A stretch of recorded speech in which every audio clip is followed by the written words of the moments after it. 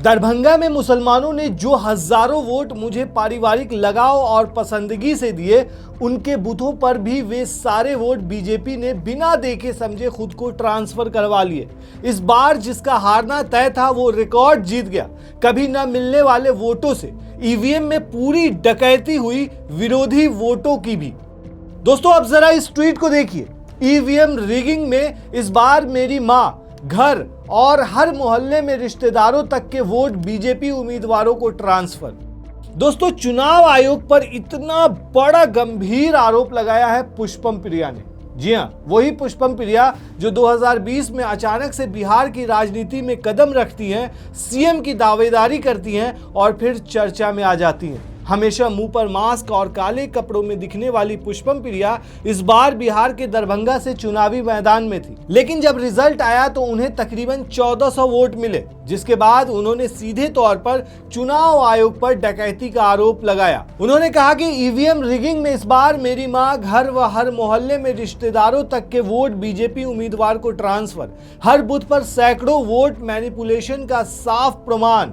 Voter हथपर्व की vote कहां गए? जहां सैकड़ों वोट मिले उन बूथों पर भी संख्या 02 से लेकर 57 तक, हर बूथ पर एक सा पैटर्न, सांख्यिकीय रूप से भी असंभव। शायद जिसे ईवीएम मैनिपुलेट करने का काम दिया गया उसे बताया ही नहीं गया कि इस बार मैं अपने गृह नगर से चुनाव लड़ रही हूं, जहां मेरे गिने हुए हजारों वोट हैं। इस बार आप लोगों ने बड़ी चूक कर दी। साथ ही पुष्पम प्रिया ने बीजेपी को टैग किया, साथ ही पीएम नरेंद्र मोदी को टैग किया और साथ ही गृह मंत्री अमित शाह को भी टैग किया।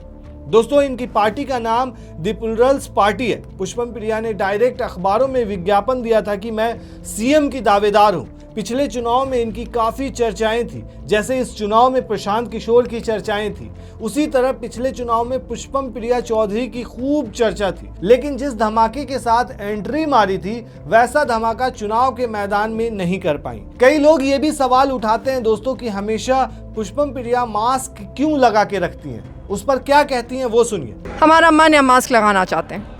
तो मास्क मतलब जीतने के बाद ही उतरेगा या फिर? जीतने के बाद उतरेगा तो हमने कई बार कहा है, लेकिन इतनी जो क्या हमारे पर्सनालिटी में, हमारे व्यक्तित्व में बस एक मास्क ही नजर आता है लोगों को।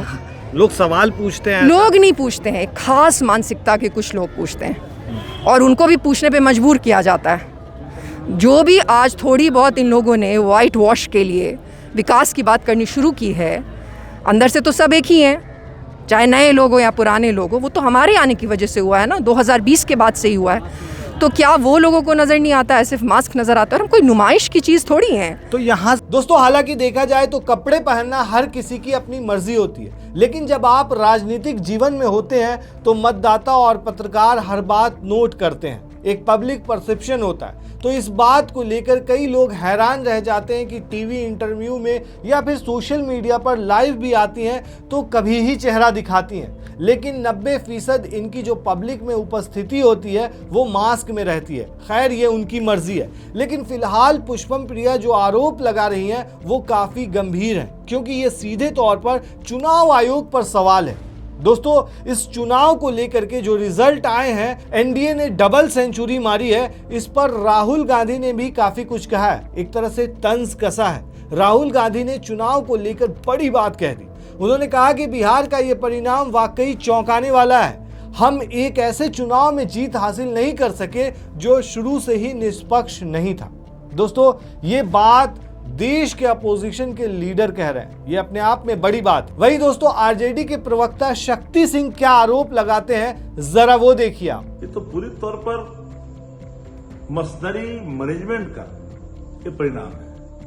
ईवीएम की सुनामी इसी रूप में आई है और कई लोगों का स्ट्राइक रेट, जिनका कैंडिडेट और कई तरह के चयन में सब चीजों को लोगों ने देखा है। बिहार का क्या होगा भैया?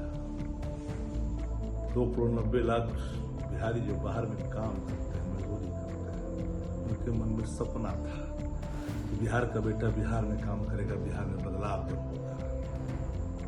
कहीं जमीन पर थी ही नहीं एनडीए, न गली में थी, न गांव में थी, न टोला में था, न कूचा में था, न सड़कों पे था। ये था कहां? बावजूद भी परिणाम इस रूप में, तो इस मशीनरी के खेल को हर कोई समझता है। और मशीनरी जब तक है, लोकतंत्र नहीं सुरक्षित है। माफ करिएगा, मेरी बात हो सकता है आपको हंसी लगे, लेकिन ये लोकतंत्र के लिए एक घातक है। विकसित राष्ट्र दुनिया का कोई मशीनरी का इस्तेमाल नहीं करता, लेकिन भारत के अंदर में इतना बड़ा जहां लोकतंत्र है, वहां लोकतंत्र को कुचला जा रहा है ईवीएम की सुनामी लाकर। जनादेश आपने प्राप्त किया है, जिस रूप में आप करें हम सम्मान करते हैं, सैल्यूट करते हैं, लेकिन ये जनादेश मशीनरी मैनेजमेंट का हिस्सा है।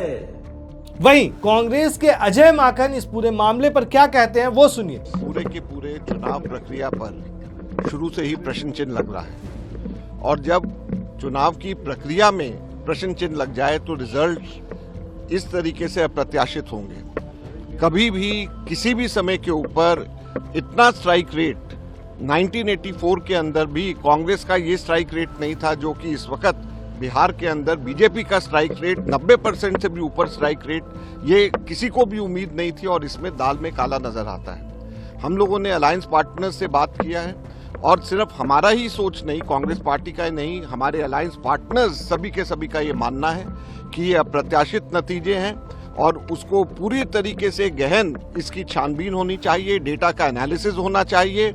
दोस्तों आपको बता दें कि दूसरी तरफ चुनाव काफी ज्यादा चौंकाने वाले रहे, दो वजह से। एक तो एनडीए की सीट सीधे डबल सेंचुरी पार कर गई 202, तो वहीं ओवैसी का प्रदर्शन, ओवैसी ने तो एक तरह से सबसे अच्छा प्रदर्शन कर दिया। कांग्रेस से बेहतर तो था ही, लेकिन मैं मानता हूं आरजेडी से भी बेहतर हो गया, क्योंकि जिस तरीके के एक्सपेक्टेशन थे, पिछले बार का आप चुनाव देखेंगे तो आरजेडी सबसे बड़ी पार्टी थी बिहार के अंदर में, 74 या 75 सीटों से लेकर के वो बड़ी पार्टी बनी थी, लेकिन इस बार सीधे सिमटकर 25 पे आ गई है। मतलब आप समझ सकते हैं कि कितना बड़ा नुकसान हुआ है। वहीं जो AIMIM ओवैसी की पार्टी जो चाह रही थी कि वो अलायंस में आ जाए महागठबंधन के, लेकिन महागठबंधन ने एक तरह से आप कह सकते हैं तेजस्वी यादव ने उन्हें ठुकरा दिया।